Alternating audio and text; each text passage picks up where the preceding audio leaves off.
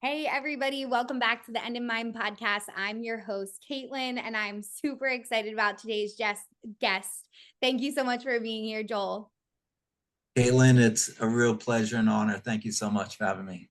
I always love spending time with you and learning from you. Can you tell our listeners a little bit more about you and how you got started and what you do? Sure. So I have a long history in the financial services industry. I started my career as an actuary. You may know the difference between an actuary and an accountant, Caitlin. An actuary looks at his feet when he talks to you, an accountant looks at your feet when they talk to you. That was a Wow. joke. You could laugh. I know. I was like trying to put it together. I'm like, is it a laughing time? But an actuary works at an insurance company, coding, calculating the premiums you have to pay. And so I did that kind of job. FSA here stands for Fellow of the Society of Actuaries. So I did go through all the exams, spent almost 8 years at an insurance company, and realized if I continue doing this, I may not reach 30 because I was really disliking getting up in the morning. And so at the same time, one of my courses that I took to become an actuary was all about stock investing. And I had been doing it on my own and doing pretty well and spending the evenings and weekends analyzing stocks. And I said, wow, how cool would it be to align my hobby and my career? Then it wouldn't be work, it would be fun. It, Yeah. it would it wouldn't be a job. And so I reached out to many actuaries on Wall Street, professional money managers, and I got consensus, massive doubt, a ton of rejection. Don't do this. You have the best job in the country. Because the actuary was actually on the cover of Forbes magazine in 1992 and 1993 as the best job in the US. But I wasn't having it. So I finally found one guy who told me his path and I followed it mostly. And 15 years later, I became a professional money manager at Citigroup. 2008, not the best year in the stock market. The market was down 40% that year. Financial stocks were down 57%. Wow. And no, I had nothing to do with that. I swear, I had nothing to do with it. Well, you had But just gotten in there, right? So that's true. and I did well that year. I made a few percent, and then the next year was better. And actually, I might still be at Citi being a professional money manager, but there was a law that was passed that banks can't own hedge funds. So it gave me the kick in the butt to start my own fund. So I started my own hedge fund. It was called Salomon, named after my daughters, Lauren and Morgan. And I was doing my dream. I was waking up every morning just whistling and so excited to get into Manhattan and find the next great idea. And I went to a personal development course and I had an epiphany while there. If you want, we can get into it. But I had an epiphany there that that was not what I was supposed to be doing with my life. I went home that night, couldn't sleep. And the next morning, I went into my office. I sent an email to my investors telling them I'm giving them their money back. I'm shutting down my fund. I figured out my true purpose, which is this: to be a prosperity coach, to teach people the truth about money, to change their money mindset from I can't afford that, money doesn't grow on trees, that's too expensive, to thoughts of abundance and prosperity. I also teach money manifestation techniques. And as a former hedge fund manager, I also teach investing in stocks. And what's interesting is a lot of spiritual entrepreneurs have come to me over the last 7 years. And so I've helped them not only with their money mindset, but also with their business strategy, how to grow their sales and revenues and earnings.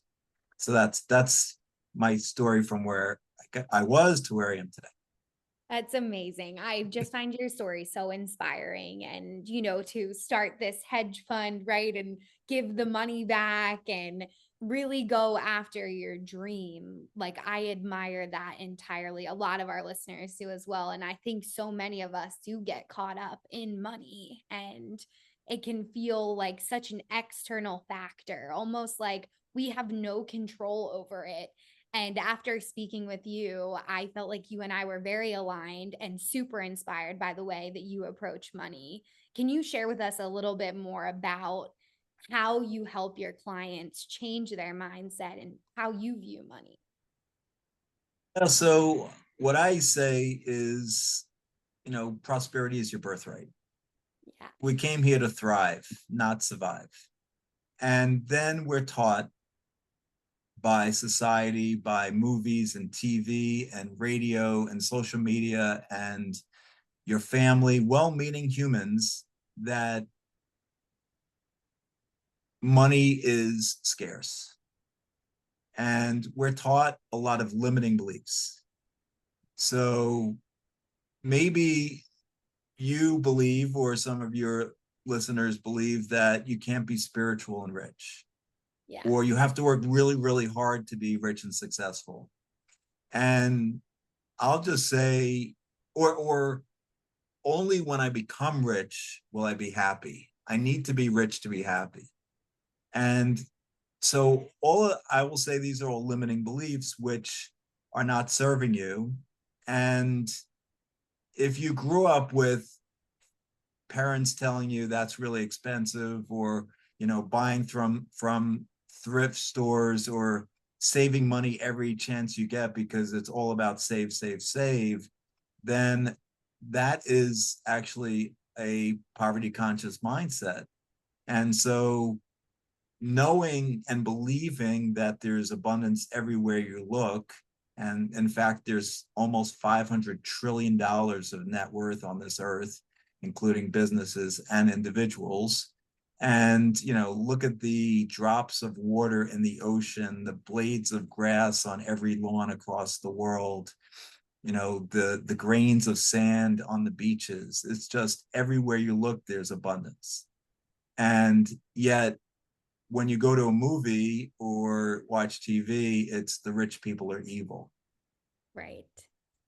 And so what I work with my clients on a number of different things, but everything starts with the foundation, which is mindset. And because what some people come to me and say, Joel, I want to learn your 5-step proprietary stock screen, or I want to learn how to grow my business to $10 million. And I'll say, great, I'll teach you that. But first, we need to have the foundation strong, because if the foundation's weak, you're going to fall over. Right. Right. So it's creating a strong foundation of shifting that mindset and shifting beliefs. And first is figuring out what your belief level is on different statements. Like, do you believe that you're a money magnet?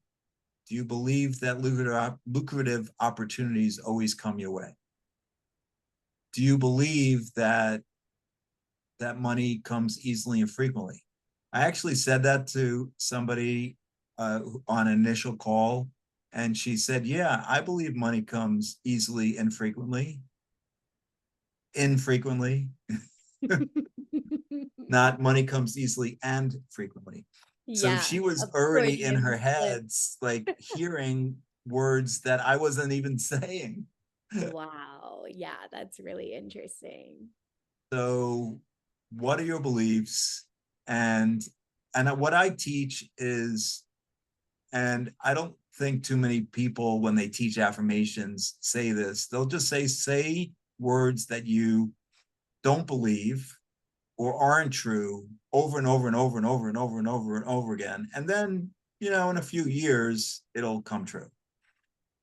So like, I am financially free. Just say I am financially free over and over and over again. Or it's a good thing I'm rich over and over and over again. It's a good thing I'm rich. It's a good thing I'm rich over and over and over again. And that can work.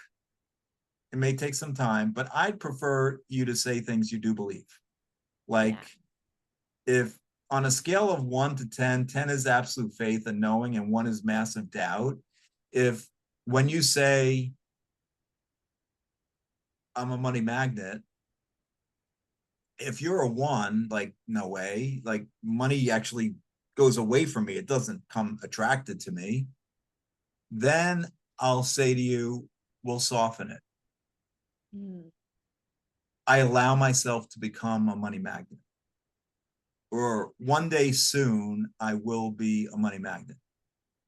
Right. And that, if your belief level is at least a 7, then you can say things you do believe for a while, and then ultimately you can strengthen them. And Yeah. then this happened with a client of mine last year where he was saying the softened version.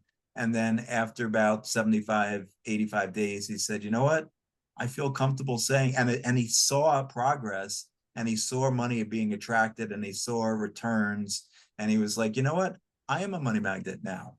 And so he could say it with full belief. So that's one distinction I make when teaching affirmations. The other thing I think that a lot of people get misconstrued on is, after reading The Secret, they believe they can just sit on a couch, meditate and visualize all day, and then go to the mailbox and get a check in the mail for $10,000.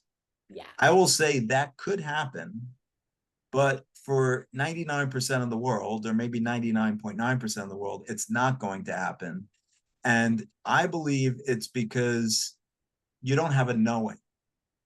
And I Yeah. believe you need to have a knowing, and you get a knowing by taking inspired action after you meditate and visualize. Right? I will tell you, I don't know any billionaires who just sit at home and meditate and visualize all day. They Right. may do that, but then after they visualize, they get out into the world and they're taking action. They're taking inspired action because they see the vision of the future that they want to build. Yeah. Right. And so it's a combination of both. Mood follows action. Right. Right. And you only gain clarity by taking inspired action. Taking action breeds clarity. Yeah. And Yeah. so if you're taking action, if you're not taking any action, you don't know what's going to work and what's not going to work. But if you start taking action and do a few different things, go down some paths, and you say, okay, nothing seems to be working, just go down the least sucky path. Yeah. Totally. Right. But you wouldn't know that if you wouldn't be taking action on multiple paths. Right. And you also might not know how bad like the really sucky path was versus like the semi sucky path where you're like, okay, this is doable now because I know what it could have been, the That, alternative. Yeah, no, that's such I love your perspective on this. I actually had a girlfriend, I was telling you a little bit about this before we hopped on, and we were talking about manifesting, $1 million homes and how far of a reach that feels for especially, people like in my generation that are looking to buy a home right now. It just can feel so far away, right? Like so out of reach at this current mindset in the world, if that's also your own money mindset, right? The reflection of the inner world.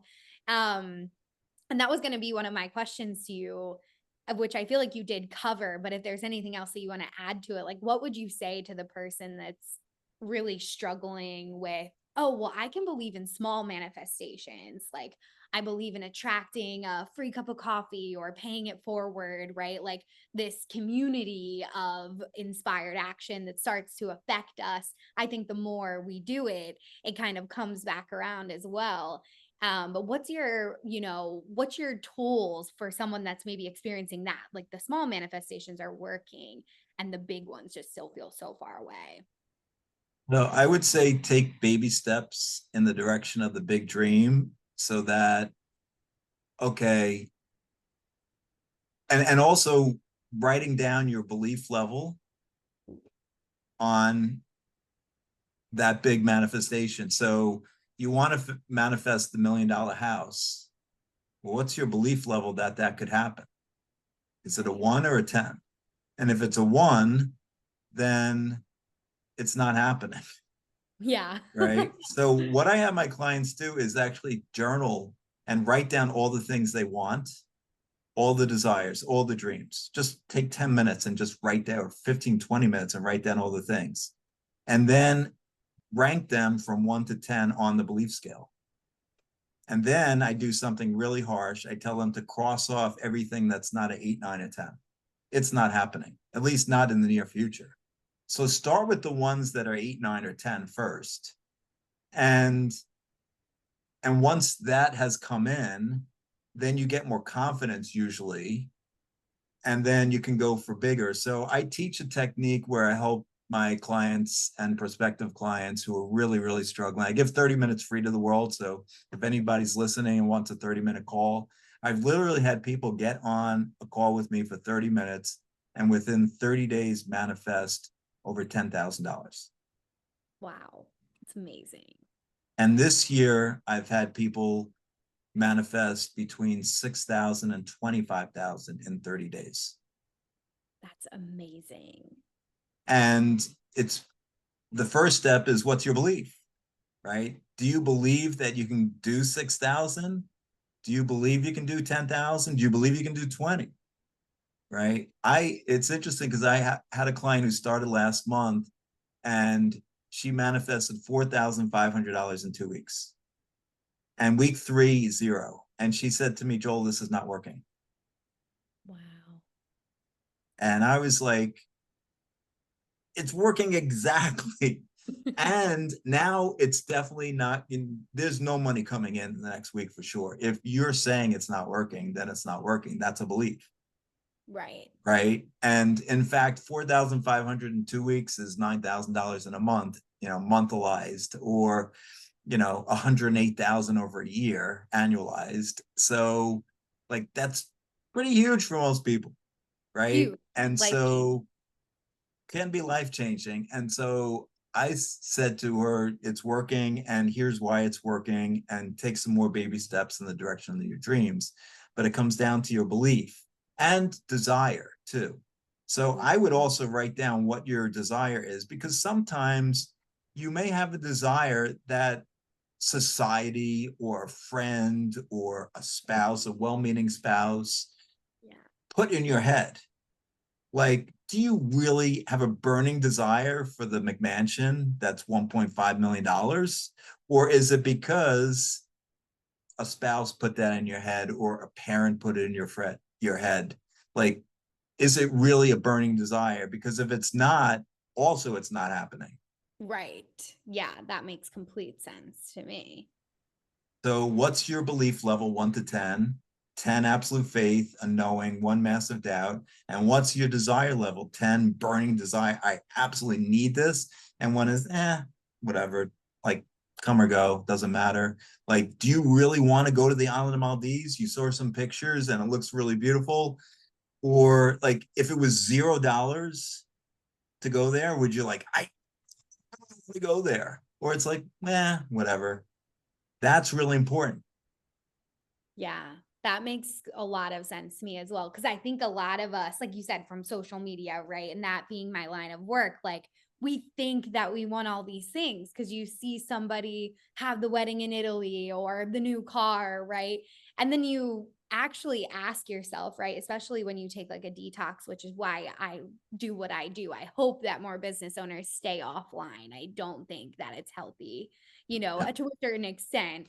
And then we can start to separate, right? Like I love what you said about when our communities are even loud, whether it's online or in person, we start to forget, like, wait, what do I actually want? What is really important to me? And a lot of us struggle with that, especially in entrepreneurship. I feel like shiny object syndrome, right? Yeah. It's so easy to fall into the next thing. Yes. Oh, another powerful technique, if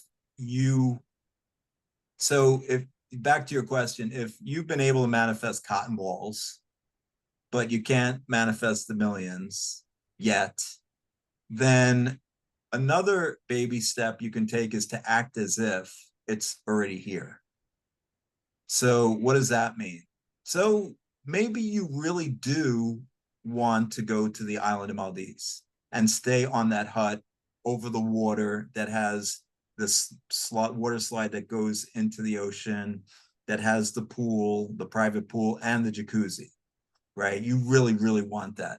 So check out, there's probably 20 or 30 different places that you could choose from.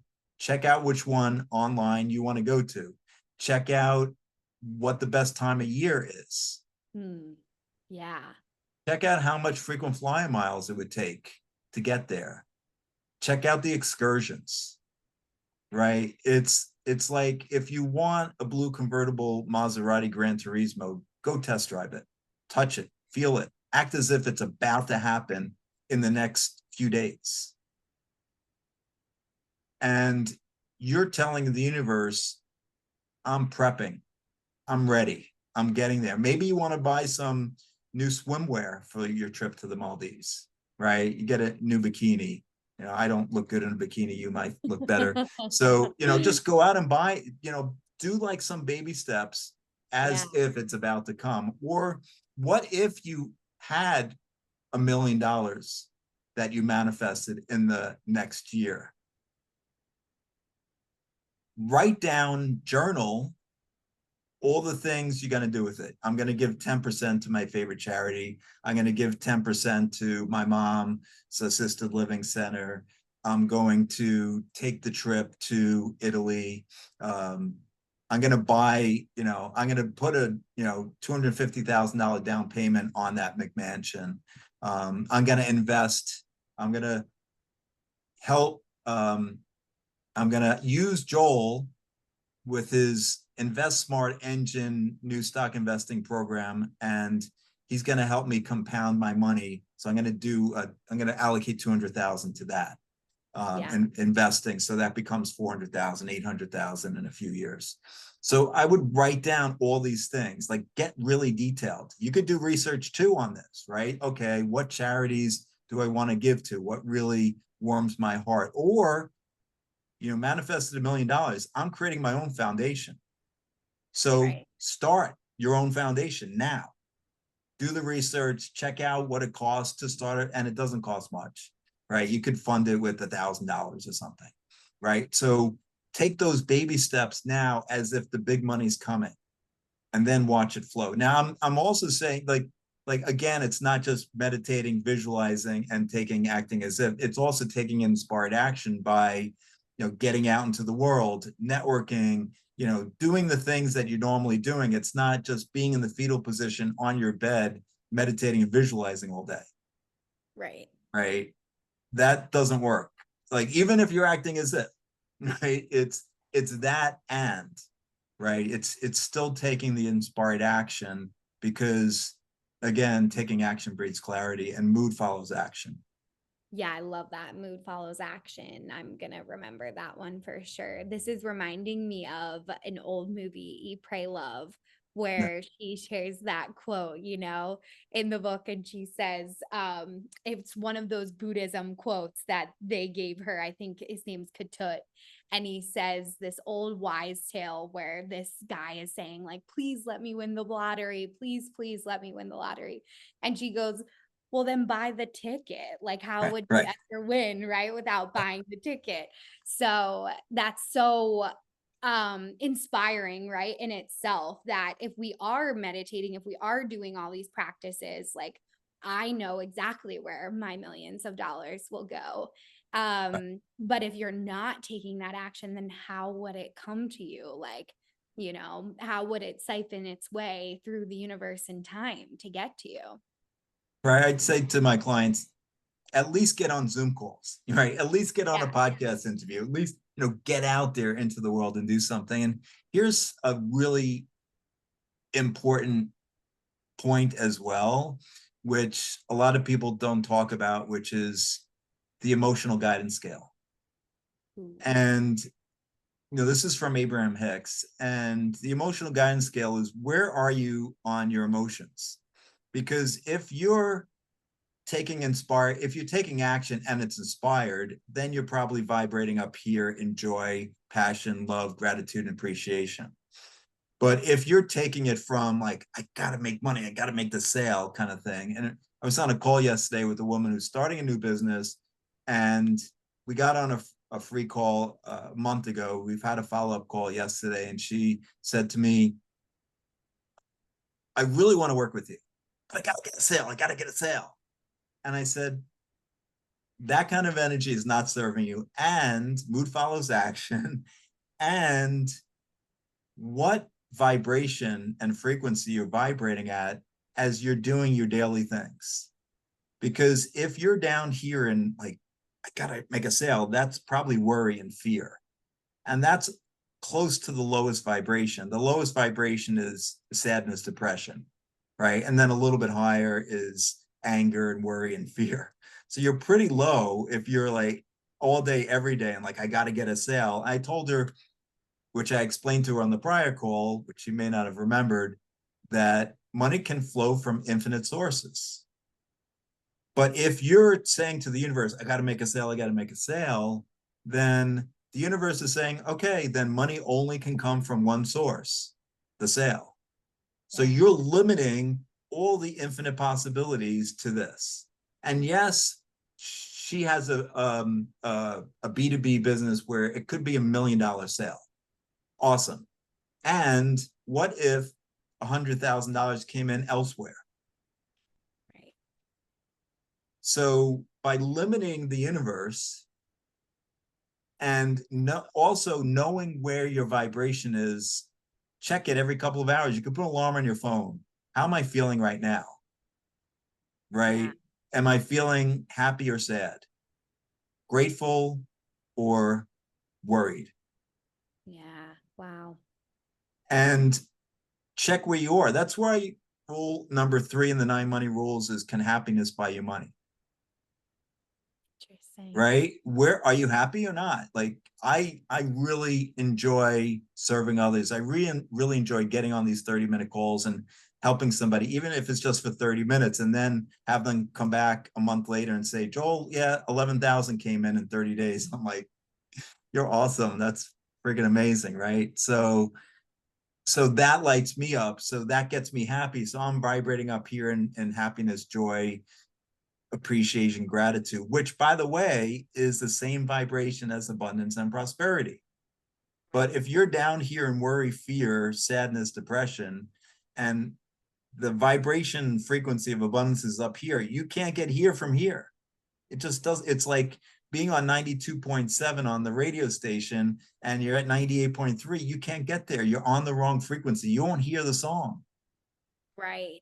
Oh, I like that. I like that analogy for our listeners too. Like if they're struggling with understanding what frequencies are and, how it really works. Because I feel like I've tested this myself as well, and it's totally transformed my life.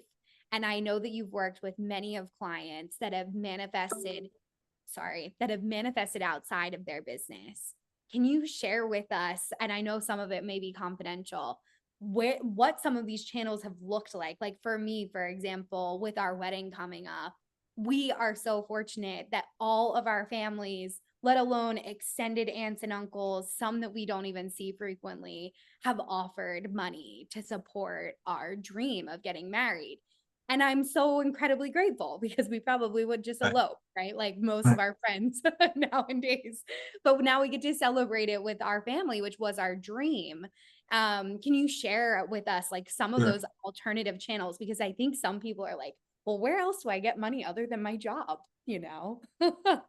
Yeah, infinite sources. So here's just a few examples from my Money Miracles membership and my individual fast track prosperity coaching clients. So one woman, she had a vacation home and she decided she was going to sell it. It was rented out and she got it appraised.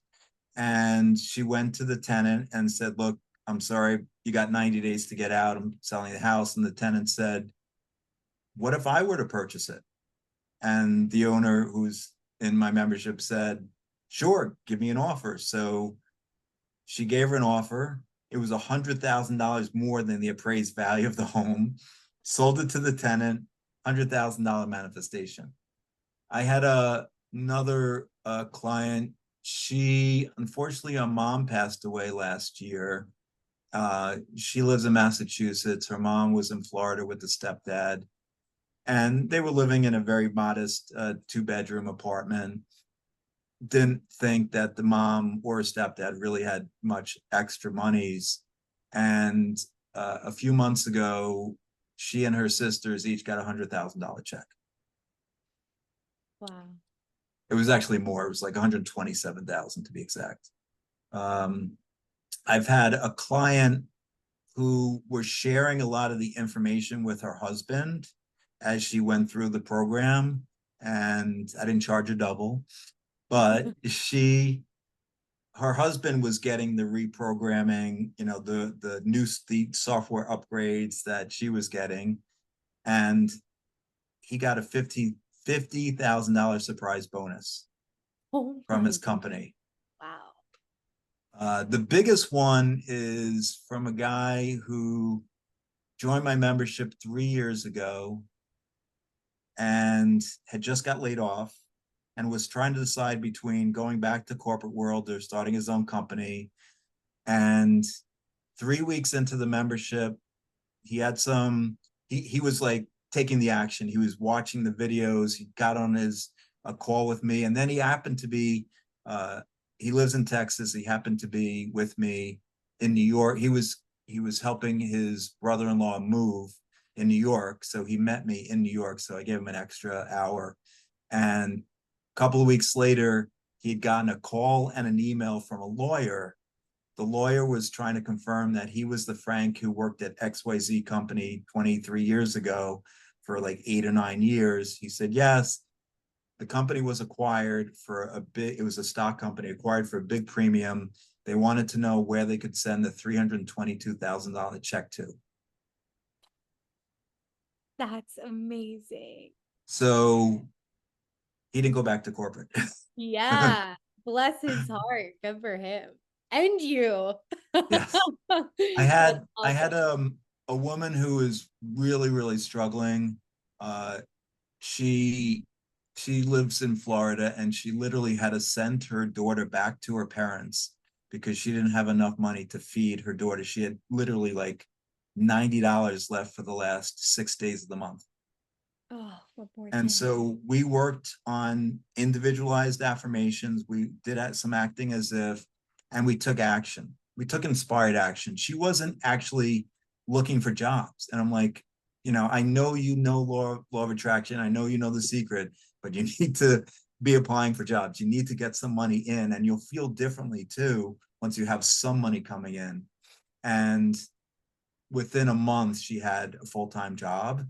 And this year, so her daughter's now living back with her, and she actually was able to take a vacation this year. Oh, So huge, huge success story. And the biggest manifestation I've had of all my clients is Raphael. He started with me a few years ago, and he said, Joel, I want to learn everything you know about the stock market. He actually had a really negative money mindset. He literally hadn't taken a vacation in 20 years. He was wearing the same boots for 3 years. I said, I'll teach you about stocks, but the first is we need to have a solid foundation. So I spent literally 1 year with him on mindset, one full year. And then I started teaching about stocks. And 3 years ago, he generated almost $3 million in the stock market. He is now considered himself financially free. that is such an inspiring few stories. And the one at the end, I mean, that's a dream come true. You help people's literal dreams come true. And I'm so grateful that you took the time to spend with us today to learn from you. You've inspired me tremendously. I think about you and the work that you do all the time. I just find it so incredibly inspiring. And it's true. Like, for the listeners, Joel is the real thing. He just shared with you all of these amazing stories. If you all don't take the opportunity to get on the phone with him for 30 minutes, that is a belief in itself, I would say. So thank you so much, Joel. And for our listeners, we'll have all the links in the show notes. Is there any last parting words that you would like for us to share with the listeners? We'll have Joel's TEDx down there, all of his links to book the call as well. So message me if you can't find it and I'll send it to you, the listeners too. My last parting words is hashtag doubt the doubt. Have faith in your dreams. Don't have faith in the doubt. Doubt your doubt. Oh, perfect. Thank you so much. I'll see you soon. See you soon. Take care.